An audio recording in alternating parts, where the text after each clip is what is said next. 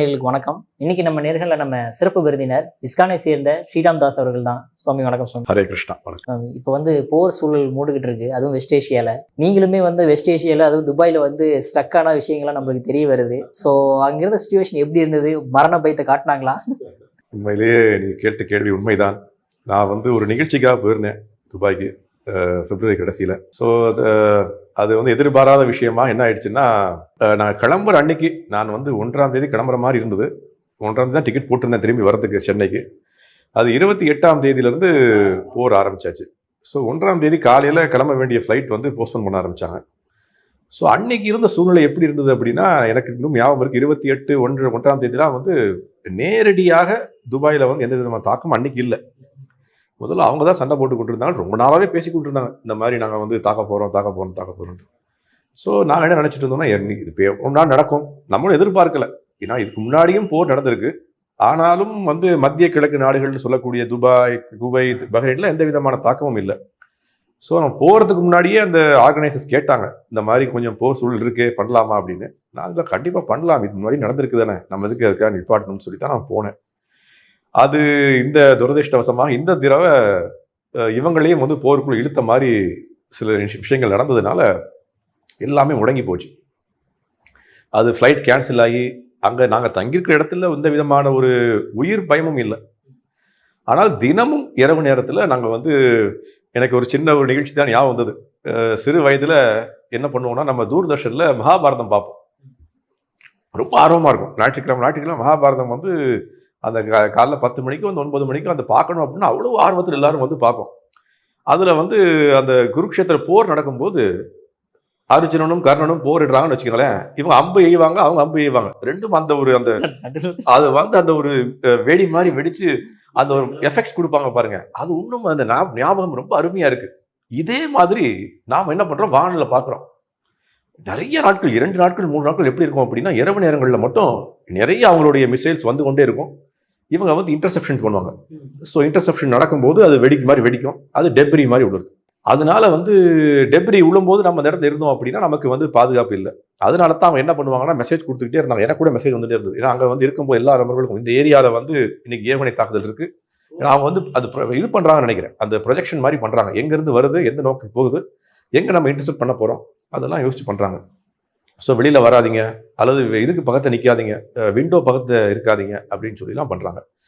ஒரு நாள் மட்டும் ரொம்ப அதிகமான சைரன் சத்தம் இருந்தது. அப்போ அன்றைக்கி அதிகமான தாக்குதல் இருந்திருக்குன்னு நினைக்கிறேன்.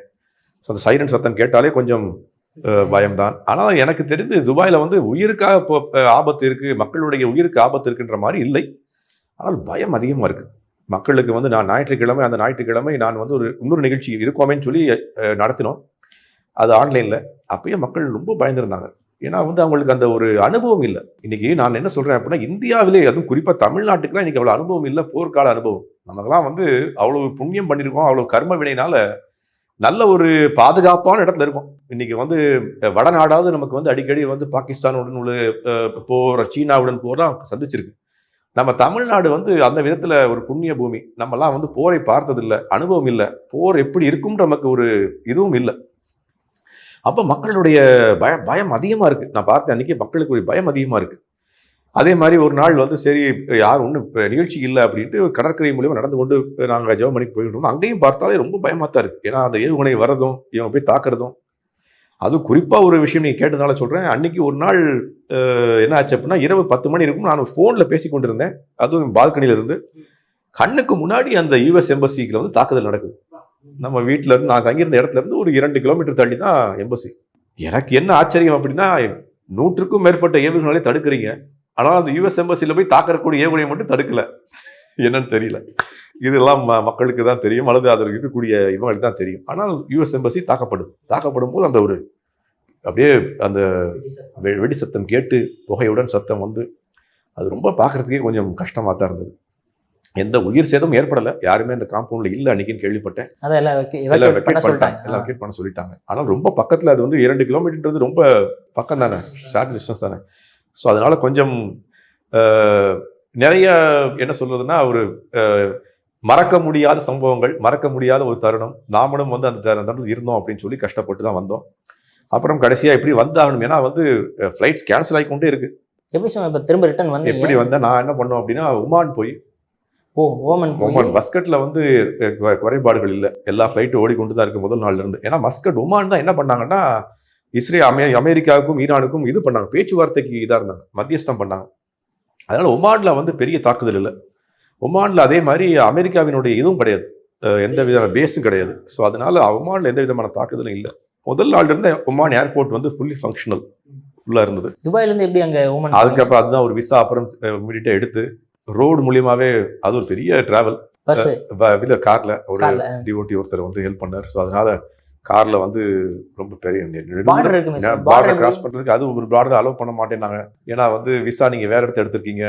ஸோ கொஞ்சம் கடினப்பட்டு தான் வந்தோம். அதே மாதிரி ஏர்போர்ட்டுக்கு வந்தாலும் ஃப்ளைட்ஸ் ஓவர் கேன்சல், போஸ்ட்போன்மெண்ட் எங்க ஒமான்லையும் கிட்டத்தட்ட ஒரு 12 மணி நேரம் 14 மணி நேரம் ஏர்போர்ட்ல இருந்து தான் கிளம்பி வந்தோம். ஸோ ஒரு பெரிய நம்ம ஊருக்கு வந்ததுக்கு அப்புறம் தான் தெரியுது புண்ணிய பூமி பாரத பூமியில் இருக்கோம் அப்படின்னு. அமைதியான பூமி, ஒரு ஆன்மீகத்திற்கான பூமி, மக்கள் வந்து தார்மீகமாக வாழக்கூடிய பூமி.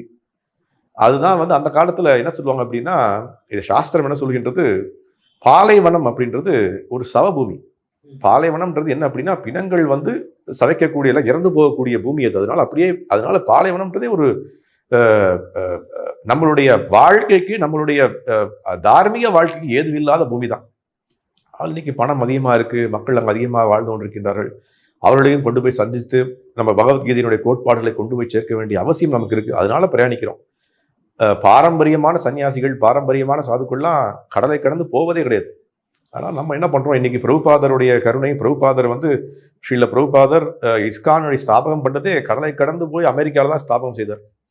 அதனால நம்மளும் சேரும். ஆனால் திரும்பி வரும்போது தான் நமக்கு என்ன புரிய வருதுன்னா, நம்ம ஊர்ல ஒரு பழமொழி சொல்லுவாங்க இல்லையா, வெயிலுடைய தாக்கம் ஒரு நிழல்ல இருந்து வெளியில வரும்போது தான் தெரியும். நம்ம நிழல்ல இருக்கோம். இந்த நிழல்ன்றது என்ன, நம்மளுடைய பாரத பூமி, நம்மளுடைய தமிழ்நாடு, நம்மளுடைய புண்ணிய பூமி.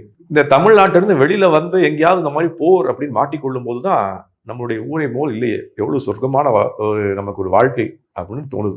ரொம்ப கஷ்டப்பட்டு, ரொம்ப சிரமப்பட்டு, அடுத்தவர்களுக்கும் சிரமம். என்ன அப்படின்னா, நமக்கு ஒரு நிகழ்ச்சிக்காக அழைக்கிறாங்க, அவங்களுடைய குடும்பத்திலையும் ஒரே மனசச்சரவு தானே. என்ன சொல்ல வரேன் அப்படின்னா, என்ன நடக்குமோ தெரியல, நம்ம வேற ஒரு சாதுவை அழைத்து கொண்டு வந்துட்டோம், திருப்பி கொண்டு போய் எப்படி சேர்ப்பது.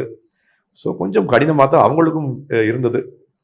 இருந்தாலும் கிருஷ்ணர் பகவத்கீதை சொல்ற மாதிரி நமை பக்த பிரணஷ்யதி, என்னுடைய பக்தன் எப்பொழுதும் அழிவதில்லைன்னு சொல்றது மாதிரி அவருடைய கருணை இருக்கு.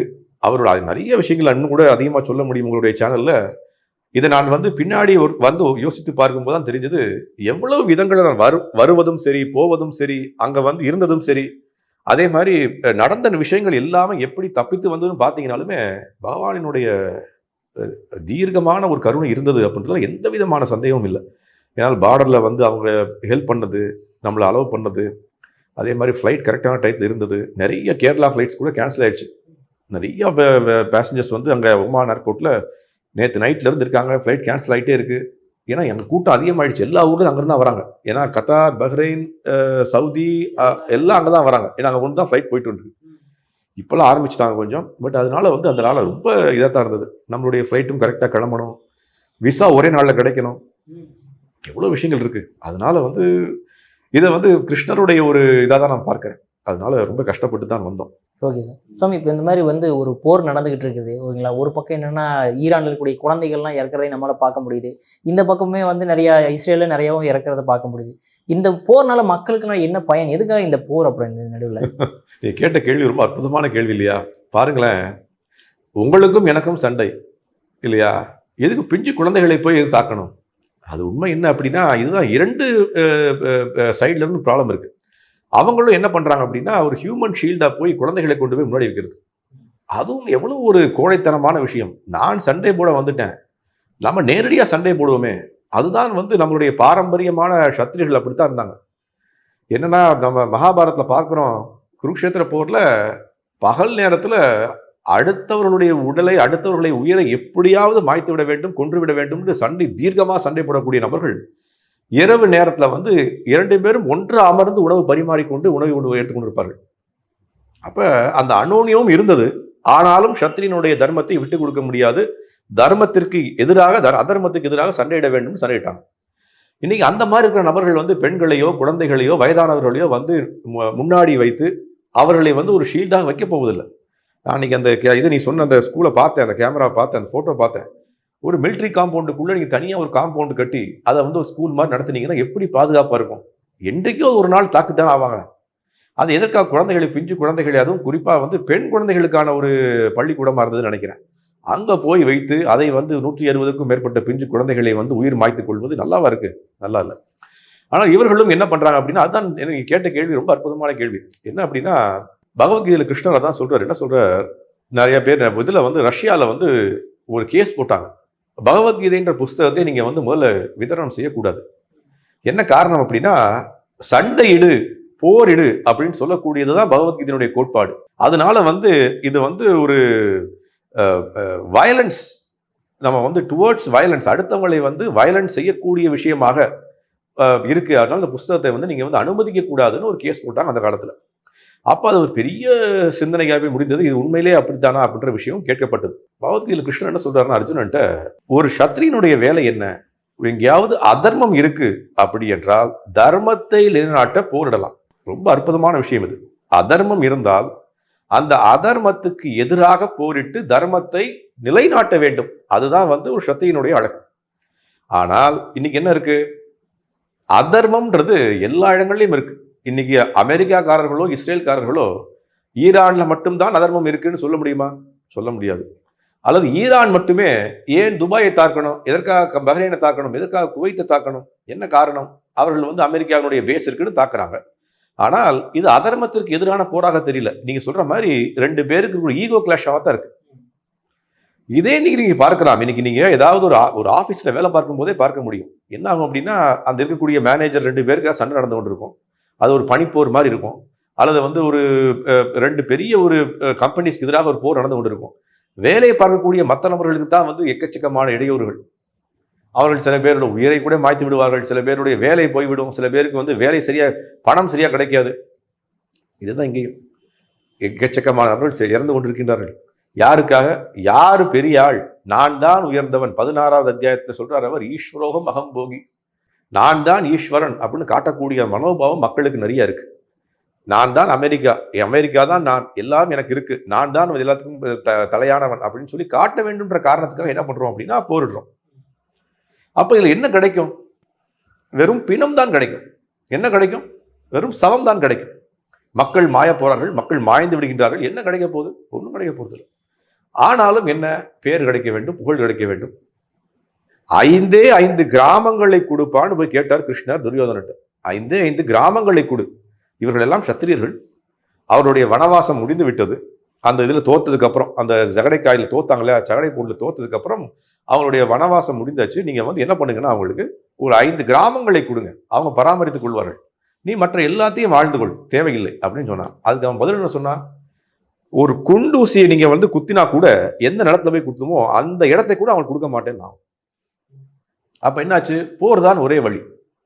போரை யார் தூண்டணும்னு சொன்னார்கள் நீங்க சொன்னீங்களோ அவர் போய் முதல்ல என்ன பண்ணார்? போரே தேவையில்லைன்னு சொன்னார். கிருஷ்ணர் போய் போர் தேவையில்லை, போர் இல்லாமல் நம்ம வந்து சரிபார்த்துக் கொள்வோம், 5 கிராமங்களை கொடு, குக்கிராமா இருக்கட்டும், கொடுத்து விட்டுன்னு சொல்லி வந்தார் அவர். அவன் என்ன சொன்னான்? கொடுக்கவே மாட்டேன், 5 ஒரு குண்டூசியை குட்டினா கூட இதெல்லாம் கொடுக்க மாட்டேன் அப்படின்னு சொன்னான். அப்ப போர் தான் ஒரே வழி. அப்ப போருக்கு வந்தாச்சு. போர்ல என்னாச்சு? ஆயிரக்கணக்கான, லட்சக்கணக்கான, கோடிக்கணக்கான உயிர்கள் மாய்ந்து விட்டது இல்லையா? இங்கேயும் அதே தான். 5000 வருஷத்துக்கு முன்னாடி குருக்ஷேத்திரம் நடந்ததுதான் இன்னைக்கு ஈரான் நடந்து கொண்டிருக்கு. போர் தாக்குதலுக்கு முந்தின நாள் 27ஆம் தேதி ஒமான் நாட்டினுடைய தூதர் வந்து சொல்றார் எல்லாருக்கும் வந்து, ஈரான் நாட்டுக்காரர்கள் வந்து எல்லா விதமான கோட்பாடுகளையும் எல்லா விதமான நிபந்தனைகளையும் அவங்க வந்து ஏத்துக்கிட்டாங்க. நீங்க கொடுத்த 10 நிபந்தனைகளையும் ஏற்றுக்கொண்டாச்சு, முழுமையாக ஏற்றுக்கொண்டாச்சு. அதுலயும் வந்து ஒன்று கம்மியா ஏற்றுக்கிறோம், அதிகமாக ஏற்றுக்கிறோம்லாம் இல்லை, முழுமையாக ஏற்றுக்கொண்டு விட்டார்கள். அதனால பேச்சுவார்த்தை ரொம்ப தெளிவாக சென்று கொண்டிருக்கின்றது. வெற்றிதான் பேச்சுவார்த்தைன்ற விஷயமும் வந்து சொல்றார் அவர். ஆனாலும் அடுத்த நாள் ஏவுகணை தாக்குதல் நடத்தி அவருடைய தலைவரை கொன்று அவருடைய அனைத்து தலைவர்ன்ற அவரும் அப்படித்தான். அவரும் வந்து இப்ப போன வருடம்லாம் வந்து தன்னுடைய மக்களையே கொன்றவர் தானே. அதுவும் தேவையில்லாத வேலை தானே. அதான் சொல்லி தர்மம்ன்றது எங்கேயுமே இல்லை. அதர்மத்தினுடைய கோட்பாடுக்கு எதிராக நாம் போராடுறோம் அப்படின்னு சொன்னா நாம வேண்டிய தர்மம் இல்லை. அப்ப இது எப்படி இருக்கு அப்படின்னா, இது நீங்க கேட்ட கேள்வி எப்படி இருக்குன்னா, ஒரு ஈகோயிஸ்டிக் எக்ஸ்பிரஷன் ஆஃப் பீப்புள். தலைவர்களுடைய ஈகோயிஸ்டிக் எக்ஸ்பிரஷன் தான். என்னுடைய ஈகோ பெருசு, அவனுடைய ஈகோ, அவன் யார், என்னை வந்து போட்டியிடுவதற்கு, அவனை நான் வீழ்த்தி விடவே வேண்டும் அப்படின்னு சொல்லி ஒரு போர் எடுத்து, பாவம் அப்பாவி மக்கள் இறந்து விடுகின்றார்கள், அப்பாவி சோல்ஜர்ஸ், அப்பாவி சிப்பாய்கள் இறந்து விடுகின்றார்கள் இல்லையா? இதுல என்ன கிடைக்க போகுது? அமெரிக்காவுக்கு ஈரானை எடுத்துக்கொண்டதனால் அமெரிக்காவினுடைய எக்கானமி ஒன்றும் பெருசாயிட போதா? ஆல்ரெடி உயர்ந்துதான் இருக்கு இல்லைங்களா? என்ன இன்னைக்கும் யோசிச்சு பாருங்க. அதனால வந்து அமெரிக்காவுக்கு ஏதாவது ஒரு பிரயோஜனம் இருக்கா? இல்லை. வெறும் பேர். எனக்கு வந்து பேர் கிடைக்கணும், நானும் ஒரு போர் செய்தேன், அந்த போரினால் ஒரு 4 பணம் சம்பாதித்தேன். அதனால தான் நான் என்ன சொல்லுவேன் அப்படின்னா, இன்னைக்கு நாட்டுல இருக்கிற குறைபாடு என்ன அப்படின்னு கேட்டீங்கன்னா, ஆன்மீகம்தான் குறைபாடு. ஆன்மீகம்தான் குறைபாடு.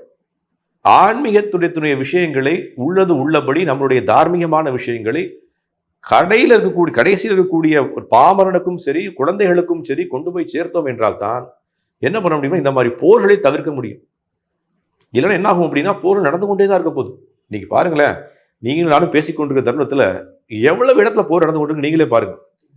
இப்ப ஈரானுக்கும் மத்திய கிழக்கு நாடுகள் எல்லாருக்கும் போர், சரிங்களா? பாகிஸ்தானுக்கும் ஆப்கானிஸ்தானுக்கும் போர். அந்த ஒரு போர் நான் பல வருஷமா நடந்து கொண்டு இருக்கு.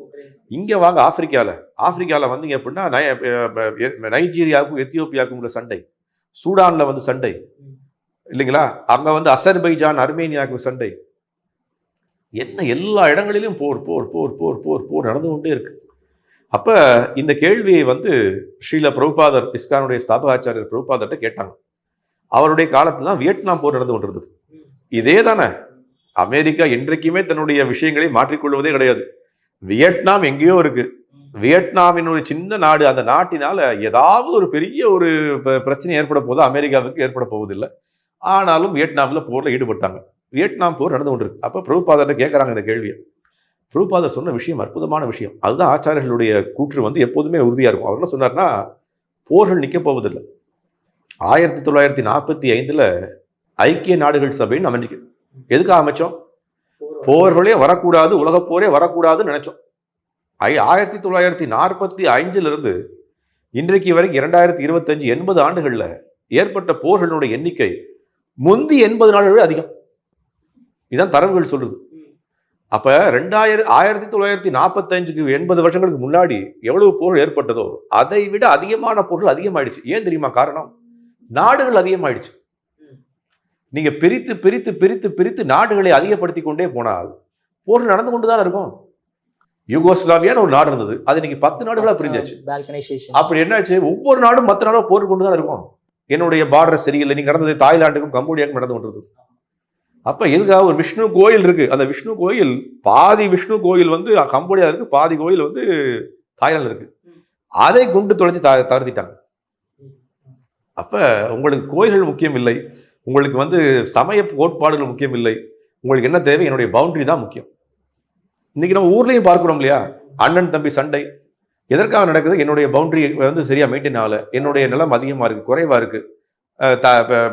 தம்பியை கொல்றது, அண்ணனை கொல்வது, கணவனை கொல்வது, மனைவியை கொல்வது, குழந்தையை கொல்வது, அப்பாவை கொல்வது. இது சின்னதா நடக்குது, அது பெருசா நடக்குது. உண்மைதானே? வீட்டில் நடக்கக்கூடிய கொலைகள், சொத்து தகராறு. ஈரானுக்கும் இஸ்ரேலுக்கும் நடக்கக்கூடிய சொத்து தகராறு தான். கம்போடியாவுக்கும் தாய்லாந்துக்கும் என்ன நடந்தது? சொத்து தகராறு தானே. பார்டர் சரியில்லை. இந்தியாவுக்கும் பாகிஸ்தானுக்கும் என்ன சண்டை? சொத்து சண்டை. என்னுடைய சொத்து காஷ்மீரா, உங்க சொத்து காஷ்மீரா இல்லையா? அது இன்னைக்கு என்ன ஆகி போச்சு? பெரிய ஒரு என்னுடைய ஜாதி, என்னுடைய மதம் பெரியதா, உங்களுடைய மதம் பெரியதான்ற அளவுக்கு போய்விட்டதுன்னு வச்சுக்கோங்க. ஆனால் எப்படி ஆரம்பிச்சது? அது வந்து ஒரு சொத்து சண்டை தானே. அப்ப வீட்டில் நடக்கக்கூடிய சொத்து சண்டை தான் நாடுகளுக்கு நடக்கிற சொத்து சண்டை. அது போரா இருக்கு, இது கொலைகள்ல முடியுது, அது வந்து வெறும் போரா முடியும். அப்ப இது எல்லாவற்றுக்கும் நமக்கு என்ன தீர்வு அப்படின்றால், ஆன்மீகமயமான விஷயங்கள் தான் தீர்வு. ஆன்மீகம் தான் கொண்டு போய் சேர்க்கணும். இன்னைக்கு நம்ம அதை சேர்க்கல. இன்னைக்கு நம்ம பள்ளி பாடங்கள்ல வந்து ஆன்மீகம்ன்ற போர்வையே இல்லை. ஆன்மீகத்தை பற்றி பேசினால் அது வந்து என்னமோ தரக்குறைவா நடத்தி கொண்டிருக்கோம், அல்லது வந்து அதை வந்து போர்க்கூடி ஏற்றுறோம். நான் அதைத்தான் மறுபடியும் சொல்லுவேன். நான் வந்து ஒரு 3 வருடங்கள் இலங்கையில் இருந்தேன். இலங்கையில் இப்பயும் வந்து நிர்வாக அதிகாரியா இருக்கேன். இலங்கையில பார்த்தீங்க அப்படின்னா என்ன பண்ணோம், அந்த காலத்தில் நான் இருக்கும்போது இந்த உங்கள் பாடத்திட்டத்தினுடைய செயல்முறை பண்ணக்கூடிய இது ஒரு இதில் கமிட்டி தான் இருந்தேன். அன்னைக்கு நம்மளுடைய ரெக்கமெண்டேஷனால் என்ன பண்ணாங்க அப்படின்னா, ஒரு நெறிமுறை அறநெறி பாடம்னு ஆரம்பிப்பாங்க. அறநெறி பாடம், தமிழ் பாடல அறநெறி பாடம்னு ஆரம்பித்தோம். ஞாயிற்றுக்கிழமை என்ன நடக்கும் அப்படின்னா, காலையில இருந்து 9 மணிலிருந்து 11 மணி வரைக்கும் அறநெறி பாடங்கள் நடக்கும். ஞாயிற்றுக்கிழமை எங்க நடக்கும் தெரியுமா? அவங்க சார்ந்த மதத்தினுடைய இன்ஸ்டிடியூஷன்ஸ் நடக்கும். கோயில்கள் நடத்துவாங்க, சர்ச்சில் நடத்துவாங்க, மசூதிகள் நடத்துவாங்க, விஹாரம்னு சொல்லக்கூடிய இந்த பௌத்திய விஹாரத்தில் நடக்கும். அப்ப இந்த ஸ்கூல்ல இருக்கக்கூடிய ஒரு 1000 மாணவர்கள் இருக்காங்க அப்படின்னா எல்லாரும் என்ன பண்ணணும்? அவங்க முன்னாடியே நான் ஹிந்து அப்படின்னு சொன்னா ஹிந்துவினுடைய கோயிலுக்கு பக்கத்துல ஒரு கோயில் அசைன் ஆயிடும். அந்த கோயில்கள்லயே அவங்களுக்கு காலையில உணவும் வழங்கப்படும், மதிய உணவும் வழங்கப்படும். 2 மணி நேரம் அறநெறி பாடம் சொல்லி கொடுக்கப்படும். இதே குழந்தை என்ன பண்ணுவான்? ஒரு சர்ச்சுக்கு போவான், அங்கேயும் அறநெறி பாடம் சொல்லி கொடுக்கப்படும். இதே குழந்தை என்ன பண்ணுவான்? விஹாரத்துக்கு போவான், அங்கேயும் அறநெறி பாடம் சொல்லி கொடுக்கப்படும். 6ஆம் வகுப்புல இருந்து 11ஆம் வகுப்பு வரைக்கும் 5 வருடங்கள் 5 + 2 11 வருடங்களுக்கு என்ன பண்ணிருந்தோம் அப்படின்னா என்னென்ன பாடங்கள் யார் யாருக்கு அறநெறியா சொல்லி தரணும் அப்படின்னு சொல்லி ஒரு பாடத்திட்டத்தை உருவாக்கி வச்சிருந்தோம். அதில் பாஸ் பண்ணா தான் நீங்க 6ஆம் வகுப்புல இருந்து 7ஆம் வகுப்பே போக முடியும். ஆனால் என்ன, அது ஞாயிற்றுக்கிழமையா இருக்கு. உங்களுக்கு ஞாயிற்றுக்கிழமை 2 மணி நேரம் தான். அந்த 2 மணி நேரத்துக்கும் அந்த கோயிலே, அந்த மசூதியே, அந்த சர்ச்சே என்ன பண்ணிக்கொள்ளும்? அவர்களுக்கான உணவையும் பரிமாறிக்கொள்ளும். அதுக்குரிய ஆசிரியரையும் அது நியமிச்சிருவாங்க. அவங்களுக்கு ஒரு ட்ரைனிங் நடக்கும். அது டீச்சர் ட்ரைனிங் கோர்ஸ் மாதிரி நடந்து அவங்களுக்கு என்ன சொல்லிக் கொடுக்கணும்ன்றது சொல்லிக் கொடுக்கப்படும்.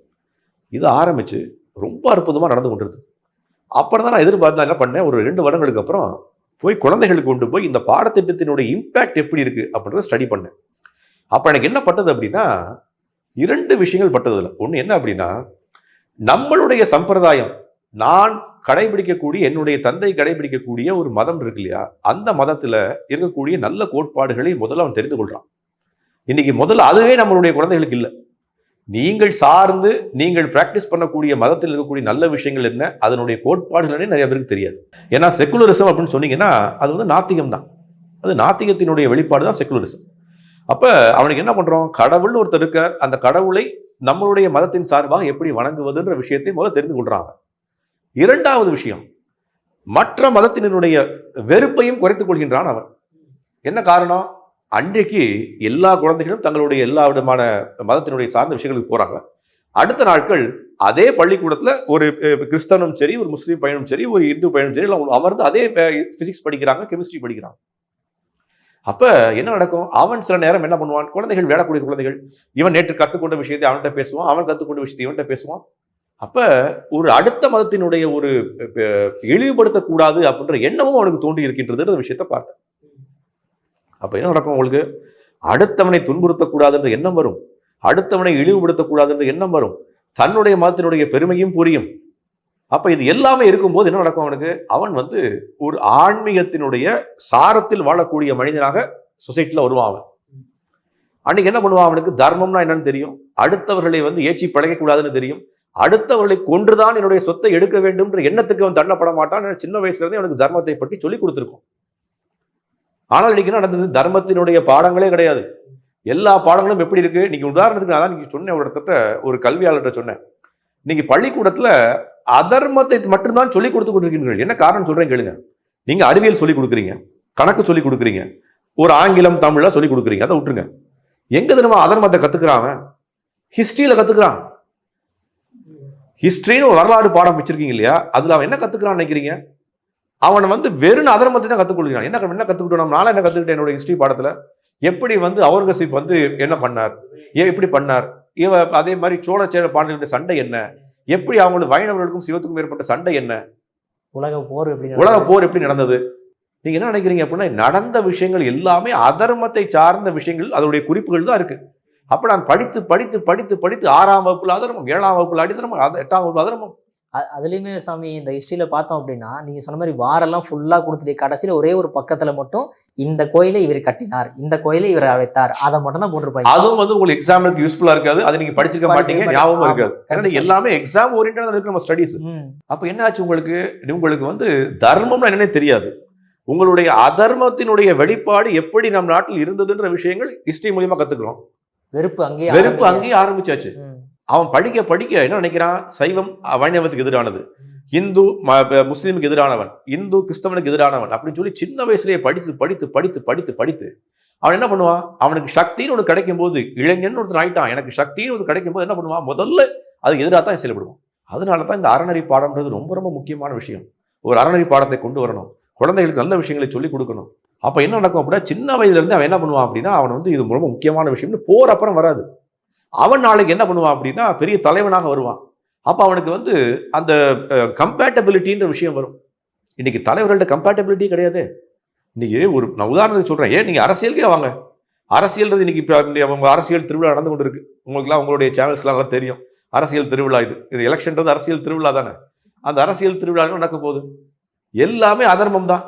எப்படியாவது நான் அடிக்கடி சொல்லுவேன், உங்களுக்கு ஒரு உதாரணத்துக்காக சொல்கிறேன், அரசியல்ன்றது எப்படி இருக்குது அப்படின்றதுக்காக.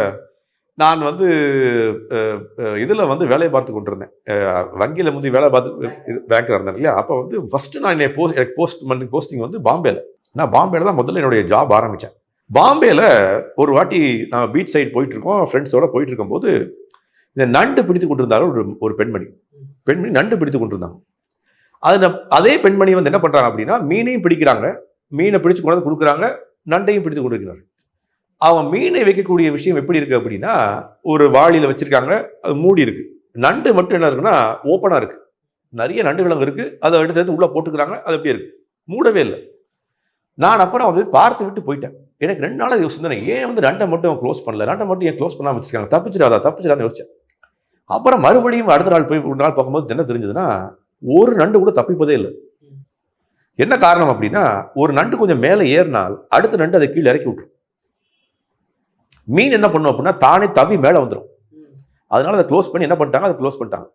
இந்த நண்டுகள் என்ன பண்ணுது, ஒவ்வொரு நண்டா கீழே இழுத்து விட்டு எந்த நண்டுமே மேலே வரவே வராது. இதுதான் அரசியல். இன்னைக்கு என்னாச்சு, நான் வந்தாலும் சரி அடுத்தவன் வரக்கூடாது, நான் வந்து பெரிய ஆளாலும் சரி அடுத்தவன் பெரிய ஆகக்கூடாது. இப்படியே வாழ்ந்து கொண்டிருந்தோம் அப்படின்னா எப்படி நாளைக்கு மக்களை பற்றி யோசிப்பீங்க? யோசிக்கிறதுக்கான வாய்ப்பே இல்லை. அதனால என்னுடைய விஷயம் என்ன இருக்கு அப்படின்னா இந்த போர்கள் நடக்கக்கூடிய தருணத்தில் நமக்குலாம் இதுல வந்து ஒரு அபாய மணியை கடவுள் நமக்கு காட்டிக்கொண்டே இருக்கார். என்ன காட்டாருன்னா இந்த மாதிரி போர் ஏற்படுறதுக்கான காரணமே நீதான், நீ இந்த உடல் இல்லை ஆத்மா, இந்த உடலை சார்ந்து உன்னுடைய ஈகோவிற்காக அடுத்தவனை கொன்று குவிக்காதேன்னு காட்டிக்கொண்டே இருக்கார் நமக்கு. பகவத்கீதை போதனைகள் வந்தது நம்ம தெரிஞ்சுக்கல. போர்கள் மூலியமா நம்ம என்ன சொல்றாரு, இந்த போர்கள்லாம் வந்து எந்த விதத்துக்கு உதவ போவதில்லை, போரை அதுவே வழி எதிர்த்து விடுங்கள், நல்ல எண்ணத்தில் நமக்கு சில விஷயங்கள் கிடைக்காவிட்டாலும் பரவாயில்லை, அடுத்தவர்களுக்கு எந்த விதமான துன்பமும் ஏற்படக்கூடாதுன்னு வாழக்கூடியவன் தான் மனிதன். இன்னைக்கு மனித பிறவி மட்டும்தான் எல்லா உயிர்வாளிகளுக்கும் தீங்கு இழைச்சிட்டே இருக்கும். தீங்குன்னா அவ்வளவு தீங்கு, மனிதர்களுக்கும் தீங்கு, அடுத்த உயிர்வாளிகளுக்கும் தீங்கு, மரத்துக்கும் தீங்கு, உயிர்களுக்கும் தீங்கு, எல்லா இடத்துக்கும் தீங்கு. அப்ப இதெல்லாம் பாவம். இந்த பாவத்தை கொண்டு போய் நாம் என்ன பண்றோம், அதுதான் கடைசியை முடிக்கிறவங்க கேள்விக்கு ஸ்ரீல பிரபுபாதருடைய பதில் என்ன சொன்னார் தெரியுமா? அவர்கிட்ட கேட்டாங்க, சுவாமிஜி ஏன் நடந்து கொண்டிருக்கு, லட்சக்கணக்கான ஆயிரக்கணக்கான மக்கள் வந்து கொன்று குவிக்கப்படுகிறார்கள், அவர்களாம் என்ன தப்பு செஞ்சாங்க அப்படின்னு கேட்டார். அப்போ அவர் சொன்ன விஷயம் என்ன அப்படின்னா, ஒவ்வொரு நாளும் ஆயிரக்கணக்கான கோடிக்கணக்கான ஆடுகள் வெட்டப்படுது, கோழிகள் வெட்டப்படுது, மாடுகள் வெட்டப்படுது, கோடிக்கணக்கான மீன்கள் வெட்டப்படுது. எதற்காக? நம்மளுடைய ருசிக்காக இல்லையா? நம்மளுடைய ருசிக்காக. மாமிசம் சாப்பிடக்கூடிய நபர்கள்ட்ட போய் கேட்டீங்கன்னு என்ன சொல்லுவாங்க, எனக்கு வந்து புரோட்டீன் கிடைக்கல, புரோட்டீனால நான் மாமிசம் சாப்பிட்றேன்னு சொல்றாங்க. நான் முன்னாடி உங்க சேனலே சொல்லியிருக்கேன்னு நினைக்கிறேன். என்ன அப்படின்னா போய் ஹிஸ்ட்ரி எடுத்து பாருங்க, நியூட்ரிஷனல் வேல்யூ நிறைய வந்து நம்மளுடைய வெஜிடேரியன் ஃபுட்ல பெர் கிராம் புரோட்டீன் அதிகமாக இருக்கு. கொண்டக்கடலை, சோயா, இது எல்லாத்தையும் அவ்வளோ அதிகமான புரோட்டீன்கள் இருக்கு. எனிவே புரோட்டீன்கள் இல்லைன்னு சொல்லி ஒரு காரணத்தை சொல்லி நம்ம வந்து குவித்து கொண்டிருக்கோம். அந்த உயிர்வாளிகள் வாய் பேச முடியாமல் அல்லது வந்து அதற்கு ஒரு அறிவு இல்லாமல் நம்மளை கொல்லப் போகின்றார்கள் தெரியாமல் ஆட்டுக்கடையில் அடுத்து ஆட்டு வெட்டப் போகிறான்னு தெரியாமல் ஆடு போய் உணவு உண்டு கொண்டிருக்கோம். அடுத்த 5 நிமிடத்தை இறக்க போறோம். சுவாமி அப்படி சொல்றத பார்த்தோம் அப்படின்னா அப்புறம் இந்த பிராணிகள்லாம் வந்து ஒரு காலகட்டத்தில் வந்து அதிகமான எண்ணிக்கையில் போய் நின்றாதா? அப்ப அதுதான் வந்து ஒரு முட்டாள்தனமான வாதம் நான் வைப்பேன். என்ன காரணம் அப்படின்னா இதுதான் வந்து ஈக்காலஜிக்கல் பேலன்ஸ்ன்னு சொல்லக்கூடிய விஷயம். ஈக்காலஜிக்கல் பேலன்ஸ்னா என்ன அப்படின்னா, ஒரு கடலுக்குள்ள சிறு மீனை பெரிய மீன் உண்ணும், பெரிய மீனை பெரிய மீன் உண்ணும், பெரிய மீனை திமிங்கலம் உண்ணும் அப்படின்னு அவங்க வந்து ஒரு சைக்கிள் இருக்கு. நீங்க என்ன பண்றீங்க அப்படின்னா போய் ஏதாவது ஒரு பெரிய மீனை போய் எடுத்துட்டு வந்துடுறீங்க. அப்ப ஈக்காலஜிக்கல் பேலன்ஸ் நம்ம ஈக்காலஜிக்கல் பேலன்ஸ் அப்படியே விட்டோம்னா ஆட்டோமேட்டிக்கா இருக்கும். நாம என்ன பண்ணிட்டோம் அப்படின்னா ஈக்காலஜிக்கல் பேலன்ஸை டிஸ்டர்ப் பண்ணி வச்சிருக்கோம். நாம தான் என்ன பண்றோம் அப்படின்னா பல மீன்களை பிடிப்பது, பெரிய மீனை பிடிப்பது, சின்ன மீனை பிடிப்பது. அது இப்ப இன்னொரு கேட்கிறேன், உங்க கேள்விக்கே வரேன். எதற்காக வந்து ஒரு 3 மாதங்கள் மீன் பிடிக்க கூடாதுன்னு ஒரு தடை விதிக்கிறான் தெரியுமா உங்களுக்கு? ஒவ்வொரு வருடமும் அந்த இனப்பெருக்கம் பண்ணக்கூடிய நேரத்தில் போய் மீன் பிடிக்கக்கூடாது. எதற்காக பண்றீங்க? ஏன்னா அப்பதான் மீன்கள் அதிகமாகும். அதிகமாகும். அப்ப என்ன அர்த்தம்? உங்களுக்கே தெரியும் உங்களால தான் அது வந்து பிரச்சனையா இருக்குன்ட்டு. ஏன் நான் என்ன சொல்ல வரேன் பாயிண்ட் அப்படின்னா, அதே மாதிரி தான் இன்னைக்கு ஆடுகளையும் கோழிகளையும் மாடுகளையும் தன்னுடைய திசையில விட்டீங்க அப்படின்னா, அது வருடா வருடம் என்ன பண்ணும் அப்படின்னா, எப்ப மேட் பண்ணணுமோ அப்ப மேட் பண்ணி தகுந்த குட்டிகளை ஈண்டெடுக்கும். நீங்க என்ன பண்றீங்க? முட்டை அதிகமா வேணும்னு சொல்லி அவங்களை அடிக்கடி மேட் பண்ண வச்சு அடிக்கடி முட்டைகளை கொண்டு வந்து அடிக்கடி ஆடுகளை வந்து குண்டுகளை ஈக்க வைத்து நீங்க மாடுகள் என்ன பண்ணுவோம் அப்படின்னா, எப்போ அது ஹீட் வருதோ ஆட்டோமேட்டிக்கா மேட்டிங் பண்ணி ஆட்டோமேட்டிக்கா கண்ணுக்குட்டியை கொண்டு வரும். நீங்க என்ன பண்ணிட்டீங்க? நீங்க பிரெக்னன்சி ஆகி மாடு அடுத்த மாடு 3 மாதங்கள் 4 மாதங்களுக்கு அப்புறம் இமீடியட்டா நீங்க போய் இன்ஜெக்ஷன் கொடுத்துறீங்க. அப்ப நேச்சருக்கு தெரியும், கடவுள் தந்தைக்கு தெரியும் பையனை எப்படி பார்த்துக்கணும்னு. அகம் பீஜ பிரதப்பித்தாகான்னு பகவான் கிருஷ்ணன் சொல்றார். எல்லா உயிர்வாளிகளுக்கும் தந்தை நானே. உங்க வீட்டை நீங்க தந்தையா இருக்கீங்க, உங்களுக்கு ஒரு குழந்தை இருக்கு. குழந்தையை எப்படி பாதுகாக்கணும்னு தந்தைக்கு தெரியாதா? குழந்தையை கொண்டு வந்தது யார்? தந்தை தானே. தந்தையும் தாயும் சேர்ந்து இந்த குழந்தை எங்களுக்கு வேண்டும், இந்த குழந்தையை பாதுகாப்போம், இந்த குழந்தையை நாங்கள் வந்து எங்களுடைய இன்னுயிராக பாதுகாப்போம்னு சொல்லி ஒரு உறுதிமொழி எடுத்துக்கொண்டுதான் குழந்தைகளை பெற்றெடுக்கின்றார்கள். என்றைக்காவது குழந்தையை போய் இதை வந்து ரொம்ப துரதிருஷ்டமாக குழந்தை பிறந்து போச்சு, எனக்கு வந்து ரொம்ப கஷ்டமா இருக்குன்னு நினைச்சிருக்காங்களா? அப்ப கடவுளுக்கு தெரியும் எந்த ஒரு ஆத்மாவை எப்படி அனுப்புவதுன்னு. நாம தான் என்ன பண்றோம்? அதை போய் வந்து டிஸ்டர்ப் பண்றோம். அப்ப பிரபுபாதர் சொன்ன விஷயம் என்ன அப்படின்னா, நீங்கள் கொன்று குவித்து வரக்கூடிய அந்த ஒரு பாவகரமான செயல் தான் என்ன பண்ணுதுன்னா, உங்களுக்கு எப்பொழுதும் போர் சூழ்நிலையை உருவாக்கி கொண்டே இருக்கின்றார் அவர். இயற்கையினுடைய சட்டம் என்ன? நான் உங்களுக்கு ஒரு தீங்கு இழைத்தால் எனக்கு தீங்கு கண்டிப்பாக வரணும். இது நீங்க ஏத்துக்கிட்டாலும் சரி ஏத்துக்கு விட்டாலும் சரி, சட்டம் சட்டம் தான். கரெக்டுங்களா? நான் உங்களுக்கு ஒரு உபாதை செஞ்சிருக்கேன், உங்களுக்கு வந்து தீண்டத்தகாத செயலை செஞ்சுட்டேன், உங்களை வந்து ஒரு இழிப்பெழி செயலை செய்து விட்டேன். எனக்கு அதுக்கு ஒரு நேர்மாறான கர்ம வினை கண்டிப்பாக வந்தாக வேண்டும் இல்லைங்களா?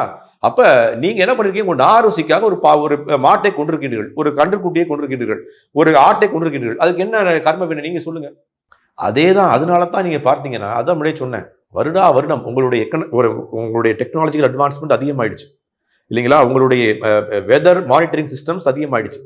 ஆனாலும் வருடா வருடம் பார்த்தீங்கன்னா ஃப்ளட்டிங் அதிகமாயிட்டு தான் இருக்கு. ஒவ்வொரு ஏரியாலையும் ஃப்ளட் அதிகமாக இருக்கு. உங்களுடைய பில்டிங்ஸ் மேலே போக கூட ஃப்ளட்டிங் குறையல. மக்கள் உயிர் மாய்க்கக்கூடிய ஃப்ளட்டிங்கால குறைக்கல. பெரிய பெரிய சுனாமி வருது, பெரிய பெரிய நிலநடுக்கம் வருது. ஏன் வருது இதெல்லாம்? என்ன காரணம் அப்படின்னா, நாம வந்து அடுத்த ஒரு உயிர்வாளிகளை துன்பமயமாக கொன்று குவித்திருக்கின்றோம். அதனால் நாமும் அதே கஷ்டங்களுக்கு ஈடாகித்தான் நாங்கள் வேணும். அதனால என்ன நம்ம பேசணும் அப்படின்னா, 2 விஷயங்களை குழந்தைகளுக்கு கொண்டு போய் சேர்க்கணும். என்ன விஷயம் அப்படின்னா, ஒன்று, நாம வந்து இந்த ஆன்மீகமயமான விஷயங்கள், என்னுடைய தர்மத்தை எப்படி பாதுகாப்பதுன்ற விஷயங்கள். 2வது, எப்படியாவது மற்ற உயிரினங்களுக்கு எந்த விதமான நிந்தனைகளும் வைக்கக்கூடாது. நான் ஒரே ஒரு விஷயத்தை முடிச்சுக்கிறேன். நான் ஒருத்தர் சொன்னேன் அந்த விஷயத்த. யாரெல்லாம் மாமிசம் சாப்பிடுகின்றார்களோ அவர்களுக்கு ஒரு வழி சொல்றேன். என்ன வழி அப்படின்னா, 90% ஏன் 80% ஆஃப் மாமிசம் சாப்பிடுகிறவர்கள் மாமிசம் சாப்பிட மாட்டாங்க. என்ன பண்ணணும் அப்படின்னா, இன்னைக்கெல்லாம் ஏன் மாமிசம் சாப்பிட்றாங்க தெரியுமா? ஃபேக்டரியிலையும் கடைகளிலும் மாமிசம் கிடைத்து கொண்டிருக்கு. ஒரு நபர் என்ன பண்றாரு அப்படின்னா, ஒரு மாமிசத்தை வெட்டி அதை பதப்படுத்தி அதை ஃப்ரிட்ஜில் வச்சு பேக்கெட் பண்ணி அல்லது வந்து அதை கடையில் தொங்க வச்சு நீங்கள் வாங்கிட்டு வரீங்க. ஒரே ஒரு வருடம் உங்களுக்கு தேவையான மாமிசத்தை நீங்களே கண்ணுக்கு முன்னாடி ஒரு ஆட்டை வெட்டியோ, ஒரு கோழியை வெட்டியோ, ஒரு மாட்டை வெட்டியோ அதை உரித்து அதை எடுத்து மாமிசம் சாப்பிட்டு பாருங்க. 2 மாதங்கள் அல்லது ஒரே மாதத்துல வேண்டாம், இந்த உயிரை எப்படி அது துடிக்க வைத்து கொன்று அது கஷ்டப்பட்டு அழுது அதோடைய எல்லா விதமான பிளட் குருதி எல்லாம் வெளியில வந்து ரத்தம் எல்லாம் வெளியில வந்து கஷ்டப்பட்டு என்னை விட்டு விடுங்கள் கதற கொன்று நம்ம சாப்பிடணுமா நம்மளே யோசிக்க ஆரம்பிச்சிடும்.